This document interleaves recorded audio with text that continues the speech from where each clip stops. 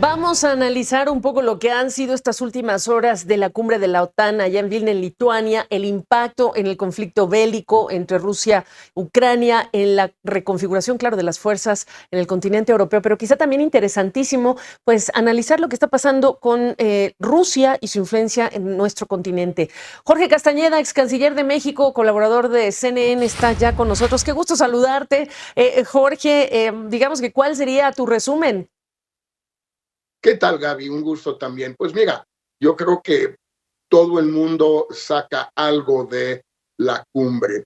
El presidente Zelensky de Ucrania no logró, de verdad, se sabía que no iba a lograr una invitación para ya formar parte de la OTAN. Esto no iba a suceder por más que él, Zelensky, ha insistido mucho en tiempo reciente en su deseo de ingresar a la OTAN. ¿Por qué no? Pues lo dijo el presidente Biden muy claramente y también lo dijo el secretario general Stoltenberg. El artículo 5 de la Carta de la OTAN estipula muy claramente que un ataque contra un miembro de la OTAN es un ataque contra todos los miembros y por lo tanto todos los miembros deben responder a ese ataque. Si ingresara a Ucrania hoy a la OTAN, pues automáticamente eso significaría que Estados Unidos, entre otros países, desde luego también Alemania, Inglaterra, Francia, etcétera, entrarían en guerra con Rusia. Esto de ninguna manera va a suceder. Biden no lo iba a permitir, no lo quiere, y por lo tanto esa solicitud de Zelensky no pudo ser atendida.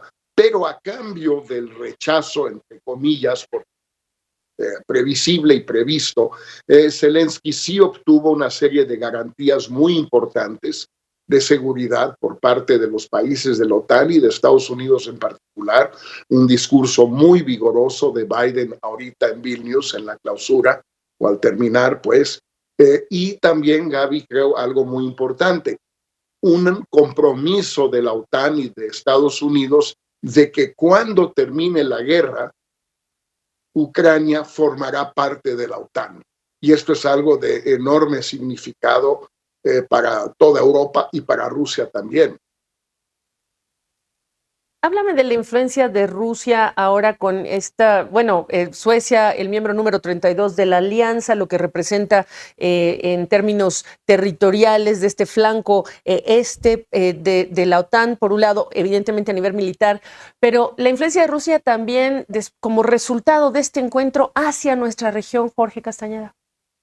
Bueno, primero, Gaby, subrayar una cosa paradójica, un resultado paradójico de este aparente error estratégico de Vladimir Putin, de que gracias a la invasión de Ucrania por Rusia, ahora la OTAN incorporó a dos países que habían sido tradicionalmente neutrales, Suecia y Finlandia, que no están uno en la frontera con la URSS y el otro con una dominación del mar Báltico por donde entran y salen muchas mercancías y buques de guerra rusos en un enorme debilitamiento de la seguridad de Rusia.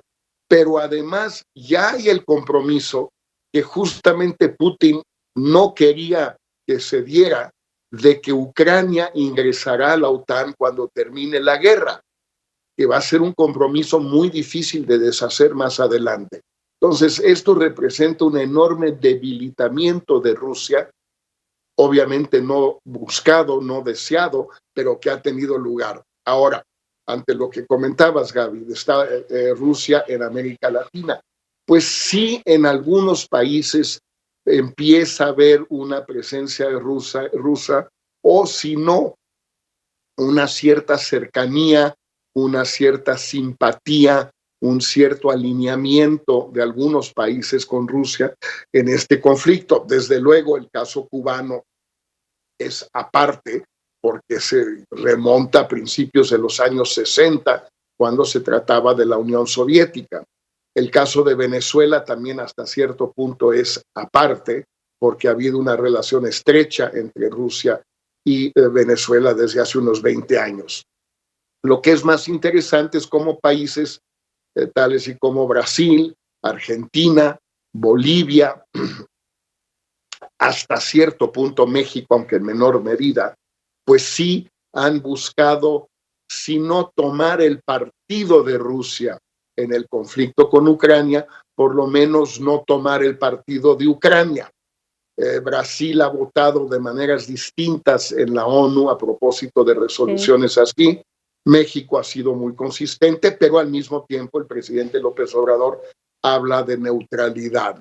Entonces yo creo que la verdad, yo veo una Rusia más débil hoy que cuando empezó la guerra, Gaby, y aunque con pretensiones en América Latina, sin la capacidad de realizarlas. Jorge, ojalá estemos en comunicación la próxima semana porque hay que ver en el discurso político, en lo que es la cumbre de la CELAC allá en Bruselas, lo que va a representar lo que estamos recogiendo de esta cumbre de la OTAN, esto que está señalando y el discurso de los líderes. Así que pues te emplazamos para volver o para retomar esta comunicación la próxima semana. Gracias. Por supuesto, Gaby. Hasta luego. Hasta la semana que entra.